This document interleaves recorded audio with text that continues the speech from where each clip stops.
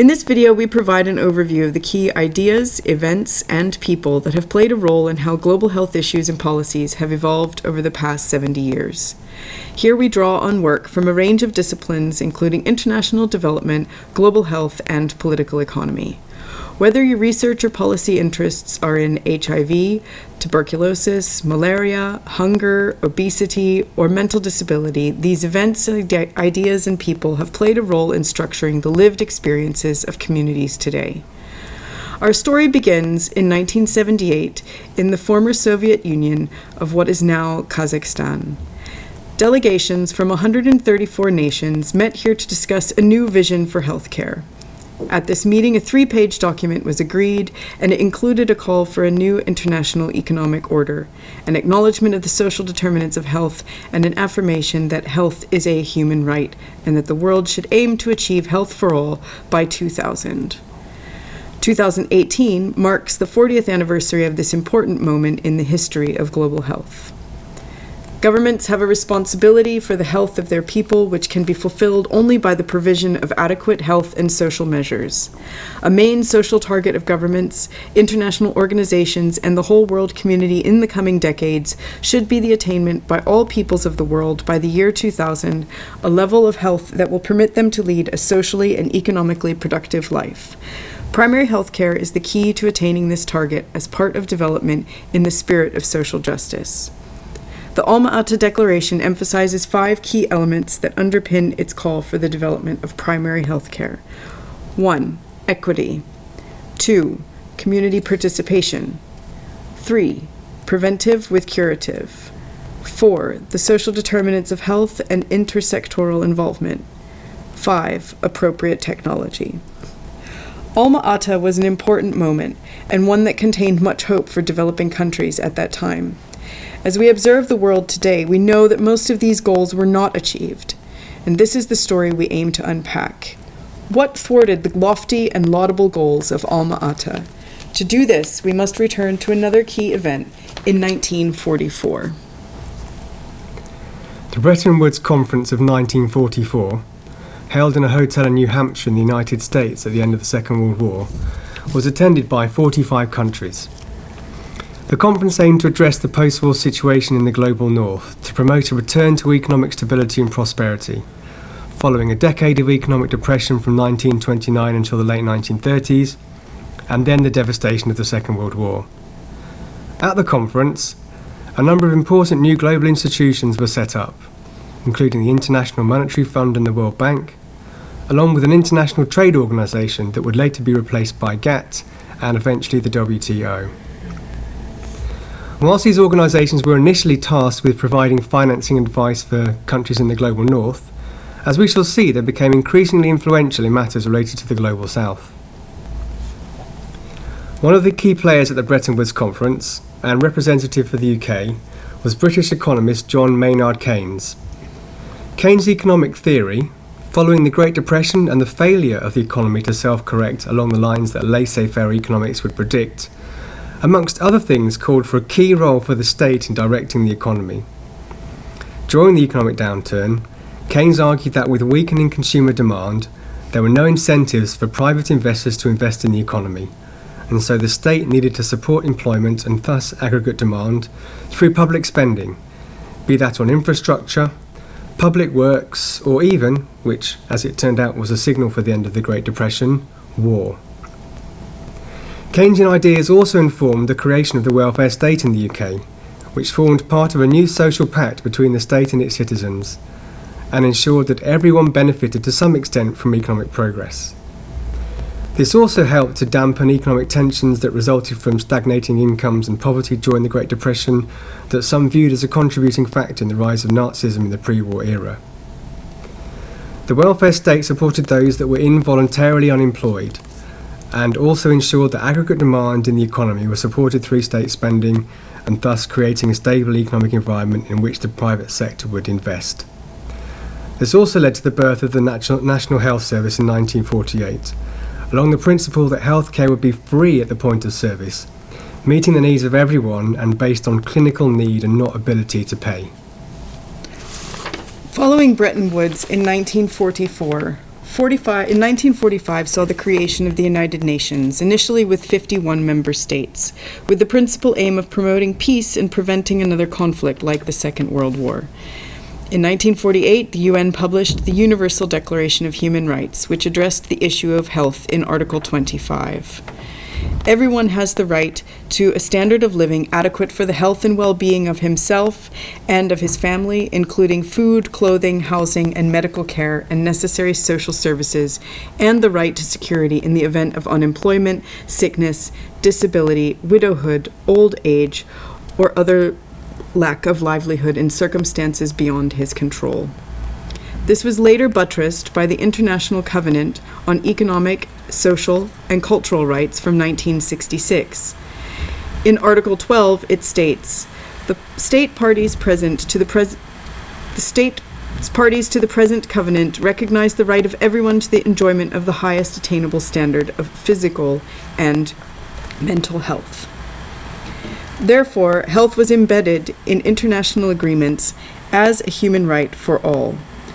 As with all human rights documents, signatories to these conventions and nations that have these documents enter into force or become part of its national legislation have the duty to respect, protect, and fulfill these rights, and should provide an apparatus through which citizens can claim entitlements and protections.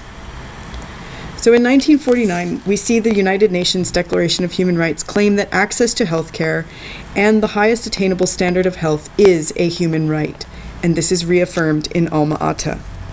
This is not, however, a perspective held by all nations, as throughout the recent history there is an important tension in how this is framed. Is healthcare a commodity or a right? We must clearly see this debated and discussed in the United States. Let me ask you this philosophically. Is healthcare a right or a privilege? Not from the government. So if you say that healthcare is a government-granted right, then we as citizens are giving the government too much power over our lives. If we are saying we want this to be a government-granted right, then we as citizens are saying it is the government who gets to decide where, how, when, and under what circumstances we get healthcare. That's given the government far too much power over our lives. It is important to return to the USA to understand how international aid and the rise of development interventions were launched through national investment programs. The post-war recovery in the West was completed with the help of the Marshall Plan, a $17 billion plan funded by the US through a series of grants and loans to countries such as the UK, Germany, France, and Japan for the purposes of large-scale reconstruction following the destruction of the Second World War. This became the blueprint for later interventions targeted at the financing of development in the Global South, an issue that was put on the agenda in Truman's inaugural presidential address in 1949. Fourth, we must embark on a bold new program for making the benefits of our scientific advances and industrial progress available for the improvement and growth of underdeveloped areas. More than half the people of the world are living in conditions approaching misery. Their food is inadequate. They are victims of disease. Their economic life is primitive and stagnant. Their poverty is a handicap and a threat both to them and to more prosperous areas. For the first time in history, humanity possesses in knowledge and skill the knowledge and skill to relieve the suffering of these people. The United States is preeminent among the nations in the development of industrial and scientific techniques. The material resources which we can afford to use for assistance of other peoples are limited, but our imponderable resources in technical knowledge are constantly growing and are inexhaustible. Around the same time, a period of significant decolonisation of African and Asian countries began, due to the growth of independence movements in the Global South, as well as the fallout of the Second World War. This gathered pace in the late 1950s, with many African countries gaining independence in the early 1960s. This set the platform for the golden age of economic growth from 1950 onwards, lasting over 2 decades until the early 1970s. The effects of this post-war economic expansion were not limited to the global north, with growth rates and living standards rising across the globe. The economic boom began to unravel with the first OPEC oil crisis and price rise in 1973. Whilst the increased price of oil began to have a negative impact on economic activity, the increased profits made by oil-producing countries, known as petrodollars, were recycled through Western banks and private capital markets, and aggressively loaned to developing country governments who were pursuing an industrialization strategy. The IMF also used petrodollars to fund lending schemes to developing countries which had been hit with balance of payment issues due to the oil price shock. This surge in international lending led to high levels of debt accruing in developing countries, though at the time it was just about serviceable. However, this changed with the second oil price shock in 1979, with the price of oil doubling over a 12-month period. This led to an economic global downturn. With shrinking markets for their goods, especially in the global north, combined with interest rate rises that exacerbated the crisis, the external debt held by developing countries rose from 180 billion in 1979 to 406 billion in 1979. Debt was no longer serviceable, with debt servicing repayments alone costing around 75 million per year.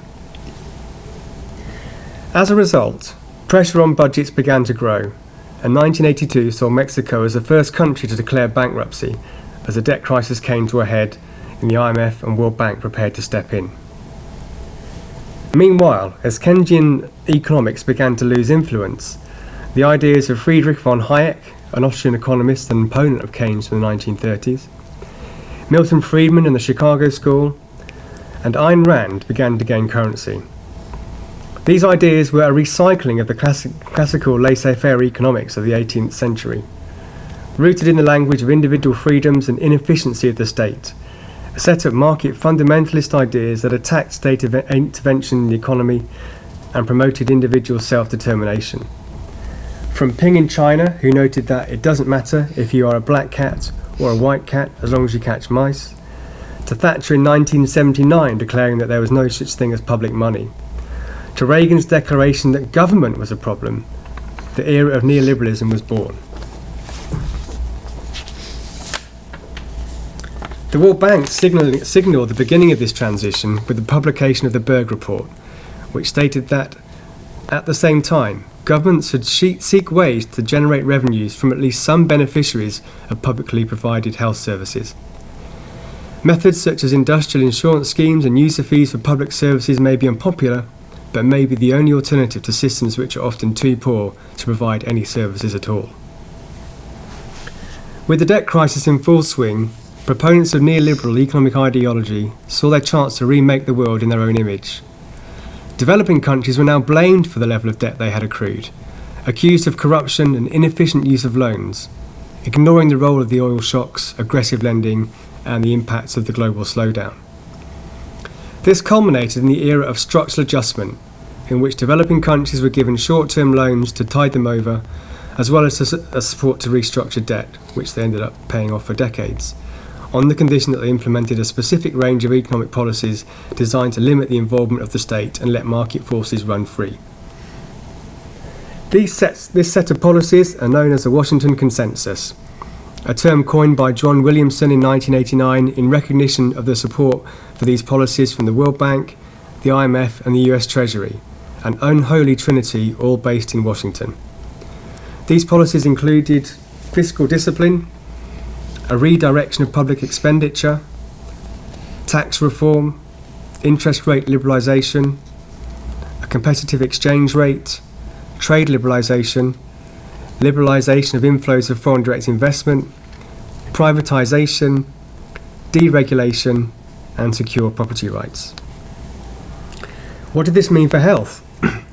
One implication was that just at the time that the AIDS epidemic was developing and gathering pace across sub-Saharan Africa, government spending was greatly reduced in all areas of public spending. Health systems, at a time when they needed strengthening to deal with this new epidemic, collapsed, leading to some commentators labelling AIDS a neoliberal plague. Economic liberalisation and an enhanced role for the private sector also created important economic spaces for the growth of pharmaceutical companies, skewing investment in the development and provision of drugs that were profitable, and also spurring closer regulations around intellectual property rights to prevent the production of generic version of drugs, including HIV medication, under the TRIPS, Trade-Related Intellectual Property Rights prescriptions agreed in the Uruguay round of GATT negotiations in 1994. These regulations, whilst revised to some extent in 2001 due to the concerns about the impact the agreement had on the access to medicine and drugs in the developing world, signalled that the protection of the profits of pharmaceutical companies and also higher drug prices was more important than expanding affordable access to healthcare for all. At the same time, debates over definitions of primary health care were bubbling up between two key global health actors, the World Health Organization and UNICEF. UNICEF was under the leadership of James Grant, and Halfdan Mahler was leading at the World Health Organization. UNICEF was advocating for selective primary health care, disease or specific health issue-focused interventions, including, for example, DOTS, or Directly Observed Treatment for TB. Leaders within UNICEF and a group of academics advocated for and ultimately were successful in launching selective primary health care initiatives. They viewed Alma-Ata as too idealistic and argued that it had not provided the financial means by which this comprehensive system could be realized. Therefore, they focused on specific, children-focused interventions under the acronym GOBI. Growth monitoring, oral rehydration, breastfeeding, and immunizations. And eventually this would be expanded to include the 3 Fs: family planning, food supplementation, and female education. The World Health Organization, under the leadership of Halfdan Mahler, advocated intersectoral involvement and argued that to truly achieve the primary health care vision articulated in Alma-Ata, the world needed to provide holistic solutions. Their critique of those advocating vertical approaches are made visible in the drawing by Alicia Brailsford. This critique of oral rehydration solution highlights that ORS is a band-aid, as it merely delays the infections and health issues of malnutrition and diarrhea. The real solution is structural, depicted in the image as the question of, wouldn't it make more sense to build a bridge? Children don't need oral rehydration solutions. They need functioning food and water systems, appropriate housing and meaningful employment for their parents, and an economic system that will provide these goods and services and decrease inequalities. There was extensive debate, and in many ways, comprehensive primary health care failed as it occurred at a time when the rise of structural adjustment and explosion of NGOs, which led to a disjointed approach to health care, and a retraction of the state in the provision of health services, at the same time that neoliberal ideology pervaded the thinking of bureaucrats and politicians.